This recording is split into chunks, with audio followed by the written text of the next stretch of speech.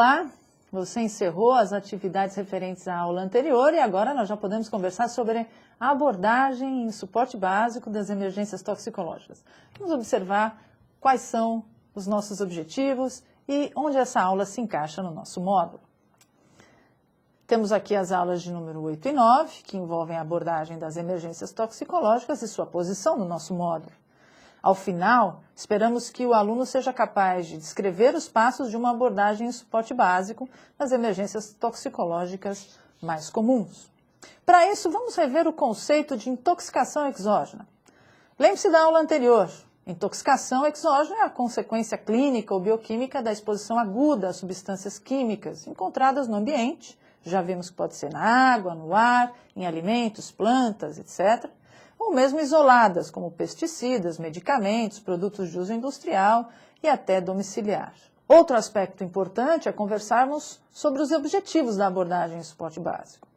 Os objetivos na abordagem das emergências toxicológicas em suporte básico são o reconhecimento de evidências de produtos potencialmente tóxicos na cena, o reconhecimento de sinais e sintomas de uma intoxicação, a estabilização inicial adequada sobre as alterações que encontramos ainda na cena e o preparo para o transporte seguro até uma unidade hospitalar. Toda a abordagem que veremos a seguir é baseada nesses objetivos. Vamos ver quais são os passos da abordagem em suporte básico. São 7 passos básicos. Realizar uma avaliação criteriosa da cena, realizar a avaliação primária, posicionar a vítima da maneira mais adequada, avaliar a oximetria e ministrar oxigênio se indicado, realizar a avaliação secundária, monitorar por meio da avaliação primária e dos sinais vitais durante todo o atendimento e transporte e passar o caso para a regulação médica. Mas não é tão simples assim. Vai ser necessário que observemos um a um desses itens.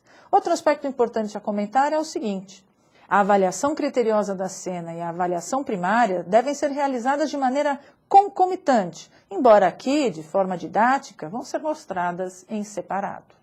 Vamos iniciar então a nossa abordagem pela avaliação criteriosa da cena. Você deve ser capaz de observar embalagens e frascos vazios de medicamentos, bebidas, produtos de limpeza ou de beleza e até mesmo de pesticidas na cena. Pesquise também a presença de plantas. A sua capacidade de avaliar a cena de forma apropriada será fundamental para garantir a sua segurança e a melhor assistência da vítima. Muitas vezes a vítima estará inconsciente e a família muito agitada e sem qualquer informação sobre o tipo de produto. A sua capacidade de observação pode ser muito útil na determinação do agente intoxicante e isso vai ser fundamental para o sucesso do atendimento. Lembre-se que a segurança da cena deve ser sua prioridade e o uso de EPIs é obrigatório. Medicamentos, líquidos e outras substâncias caídas no chão também devem ser observadas. Nos ambientes rurais, a sua atenção deve ser ainda redobrada. Os profissionais de APH estão expostos não apenas ao produto em si, mas também à contaminação por meio de roupas, por meio da pele e até mesmo por pertences da vítima. Tenha atenção redobrada para sua segurança se houver envolvimento de pesticidas. Há risco de inalação ou contato com resíduos. As equipes devem avaliar a sua real capacidade de proteção e segurança antes de se embrenharem no ambiente rural. Há ainda a possibilidade de ocorrências de múltiplas vítimas simultâneas. No caso de condições muito duvidosas, comunique o médico regulador e decida a melhor conduta com a ajuda dele. O mesmo cuidado deve ser redobrado em ambientes industriais, porque pode haver envolvimento de produtos químicos com risco de inalação e contato com resíduos. Nas cidades que contam com um corpo de bombeiros, os eventos desse tipo poderão ser atendidos em conjunto com essas equipes. Nesses casos, aguarde a orientação dos bombeiros para entrar na cena. Lembre-se que a segurança da cena deve ser sua prioridade e o uso de EPIs é obrigatório. Múltiplas vítimas também são esperadas nesses casos. A percepção da presença de odores estranhos servirá não apenas para a detecção do tipo de agente intoxicante, por exemplo, o odor de álcool, mas também como um indicador da presença de produtos de risco, servindo de base para a tomada de decisão sobre a segurança de sua presença na cena. A presença de seringas usadas, cachimbos, etc., são indícios fortes de ingestão de drogas ilícitas que podem ser observados ainda na cena. Considerando que você já garantiu a sua segurança e realizou a avaliação da cena, você pode então passar à avaliação primária, tratando conforme o encontrado. Lembre-se de avaliar a responsividade e a presença de respiração. Se ausentes, ou mesmo na presença de gás pinagônico, siga os novos protocolos de reanimação. Entanto, se a vítima estiver responsiva, prossiga com a abordagem que vamos apresentar. Tenha atenção para a necessidade de aspiração ou de retirada de corpos estranhos das vias aéreas. Ainda durante a avaliação primária e também durante todo o atendimento, esteja atento também para a parada respiratória e para a presença de convulsões. O próximo passo é posicionar a vítima da maneira mais adequada. Vítimas conscientes podem ficar em decúbito elevado. Vítimas com rebaixamento da consciência podem ser colocadas em decúbito rebaixado e em posição de recuperação. Em casos de agitação, considere a necessidade de restrição. Respeite a escolha do paciente sobre a posição mais confortável para ele. No caso de envolvimento com produtos pesticidas ou químicos industriais, na medida do possível, atenda a vítima em um ambiente arejado e afastado do local da contaminação. O próximo passo é avaliar a oximetria e ministrar oxigênio. A oferta de oxigênio deve ser suficiente para uma saturação acima de 94%. Realizar a avaliação secundária é nosso próximo passo. Faça uma entrevista ampla.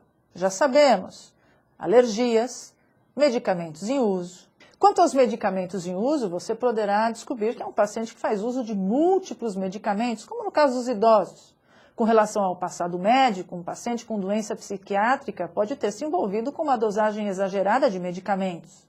A informação sobre líquidos e alimentos também podem levar você a descobrir que o paciente se alimentou há muito tempo e pode estar hipoglicêmico. Na última fase da nossa entrevista ampla, você terá a chance novamente de observar o ambiente na busca de indícios de agentes intoxicantes.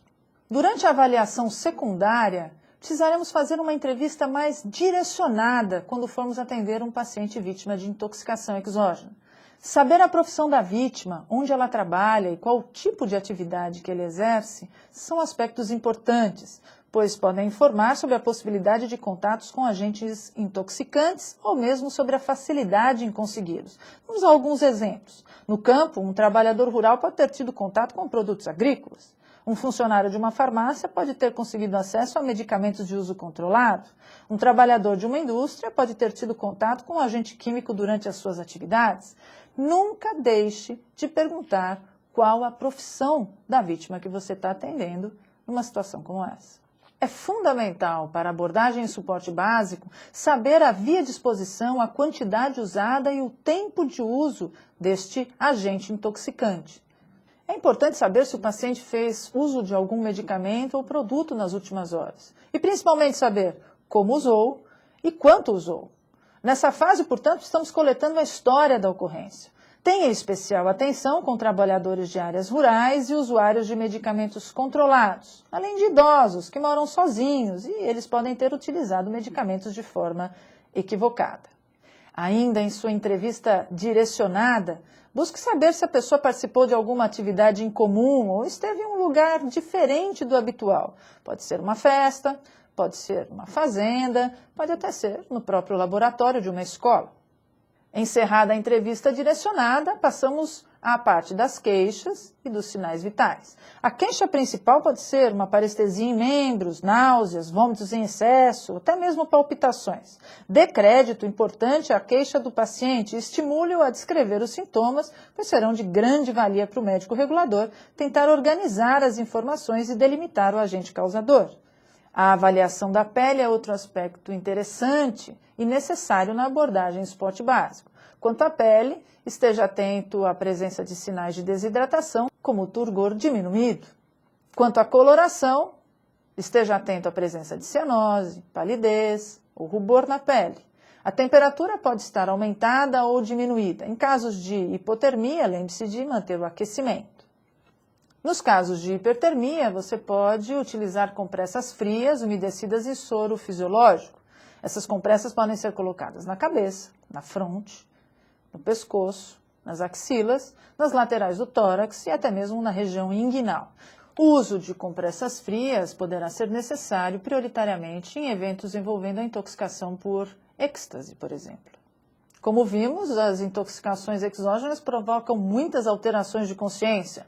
Por isso, a avaliação de consciência é um passo importante na abordagem em suporte básico. Comece pela responsividade, Siga pela escala de Coma de Glasgow e repita essas avaliações ao longo de todo o seu atendimento. A avaliação das pupilas é outro passo importante da avaliação secundária. Devemos avaliá-las quanto ao tamanho. Elas podem estar aumentadas, o que chamamos de midríase. Esse é o caso, por exemplo, da cocaína, das anfetaminas. Ou até podem estar diminuídas, o que chamamos de miose, que é o caso das intoxicações por morfina e diazepam.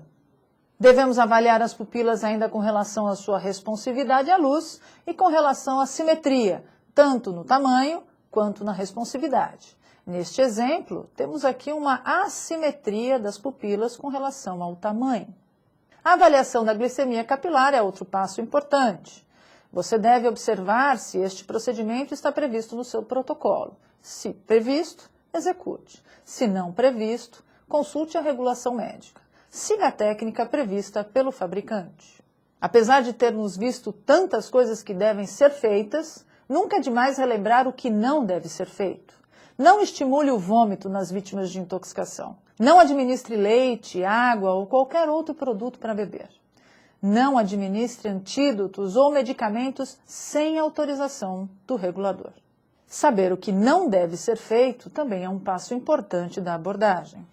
Ao passar o caso para a regulação médica, lembre-se de relacionar os achados da sua avaliação primária e da cena, os achados da avaliação secundária de forma organizada. Passe a queixa, os sinais vitais e achados da pele, passe dados da entrevista ampla, passe dados da sua entrevista direcionada, que é tão importante na detecção de sinais, sintomas e detalhes para que o médico regulador possa fazer o diagnóstico.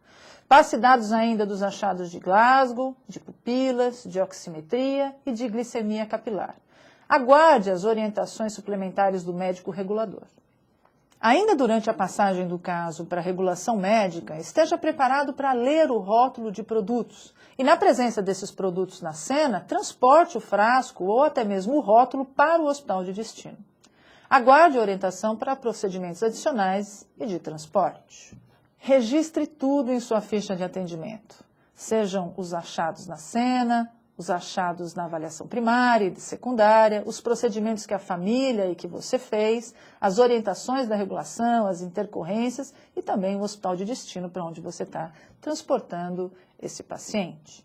Dentre os aspectos essenciais dessa aula, podemos destacar a importância da avaliação da cena na determinação do agravo toxicológico e os passos da abordagem em suporte básico das emergências toxicológicas. Lembre-se que eventos como esse podem envolver tentativas de suicídio e não fizemos nenhuma abordagem sobre esses aspectos nesta aula. Assista ao módulo de psiquiatria que trata sobre esse assunto. Faça agora a atividade com o seu tutor.